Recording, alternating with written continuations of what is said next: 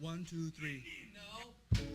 Sing, why don't you get inside of me? Our next guest has been called a sideshow artist, a punk rock circus performer, and just plain old freak. Erik Thomas, also known as Erik Bang, has been performing sideshow arts for about 10 years.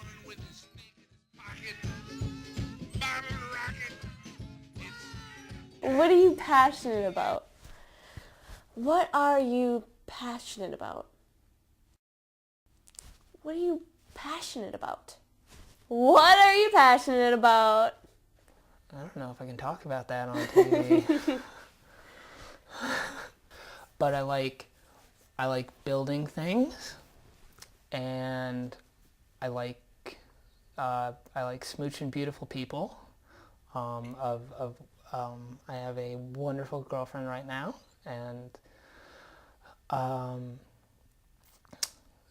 yeah, and performing. I just love being on stage as much as possible.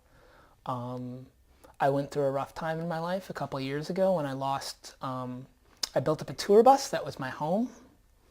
I built it into an RV, and I lost my girlfriend of 3 years and the bus at the same time.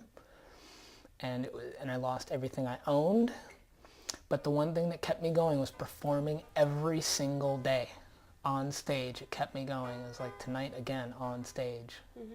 Have to do the show. Mm-hmm. The show must go on, as they say. That's great. So what's the main difference between a punk rock circus performer and, say, a Barnum and Bailey's type circus performer? They get paid. Oh, yeah. Yeah.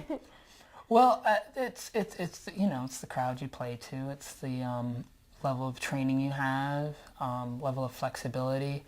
I've actually worked with a Ringling Clown when I was living in Portland, and they're very professionally trained. They know a lot about pantomime, makeup, some prop making, prop handling.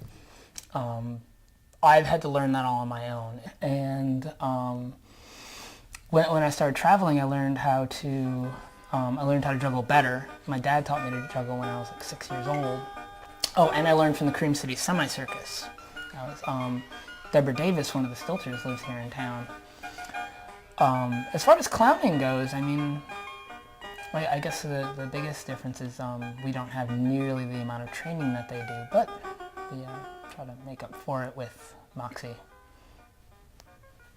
So when you're performing, do you use a lot of props? I hate to say it, but I mean, it's pretty much all props. I mean, I get a lot of times, it's like I'm not a comedian necessarily, but, people come up to me on the street and they're like, do something! And I can't. It's like, if you ran into Jimmy Page on the street, you wouldn't ask him to do a guitar riff for you. You'd hit him over the back of the head with a sack of quarters and take his wallet. But the point being, what do I use as far as props? Fire-eating torches. I'm going to teach you how to eat fire, okay? No? No. Is it? That is real fire, right? Yeah. Yeah. So you just... Do you find that your political views kind of play into your performances and influence what you do on stage? I try to bring them into the performance as far as in humor and situations. Also, when we've had larger troops in the past, I've tried to keep it as anachronistic as possible. Like, I don't want to be seen as a leader. I strongly believe in the idea of anarchism, and I think there's no reason why 8 people can't work together in such a way where they each have equal say in what's happening. And also, anarchism relies a great deal on personal responsibility, on taking care of yourself, and also holding up the rest of the community. And that's something that's asked in any theatrical troupe. That you know your part and you're able to support the other actors around you. So do you find that a lot of artists come to River West? Is it a good community for people to come and be themselves and do what they are passionate about? Yeah, I mean, River West is known as an artist community. Even like when I've gone to other cities, like folks in Minneapolis, are like, oh, do you live in River West? Because they know, I do performance. And yes, of course I do.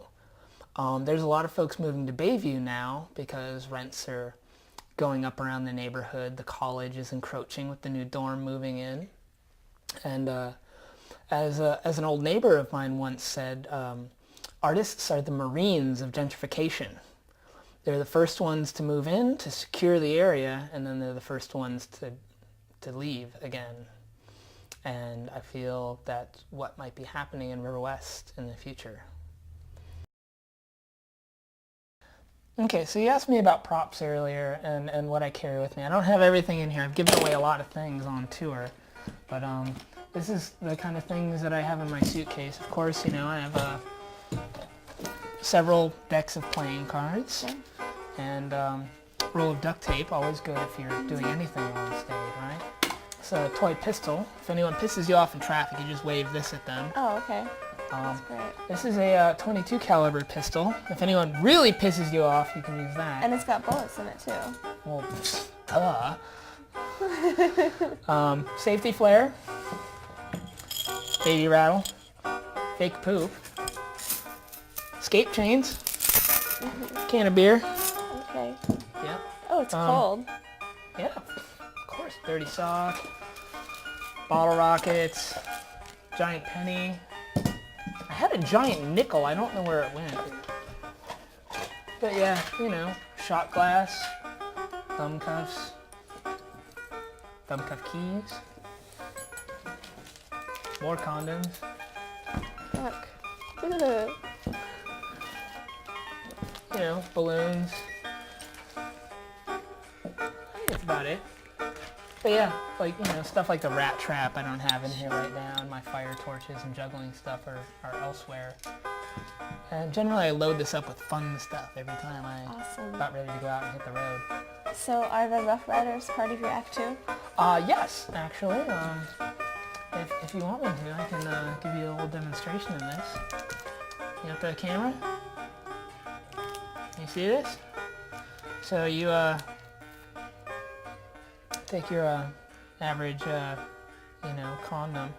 Sometimes they don't have enough lubricant on them. I don't know if you've ever run into the problem with them. You keep them drying out and you're really. But what you can do to add a little lubrication is you just kind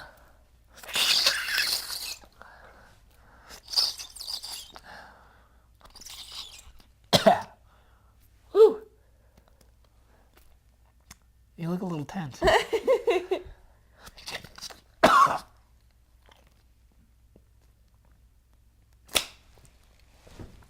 Yeah, just like that.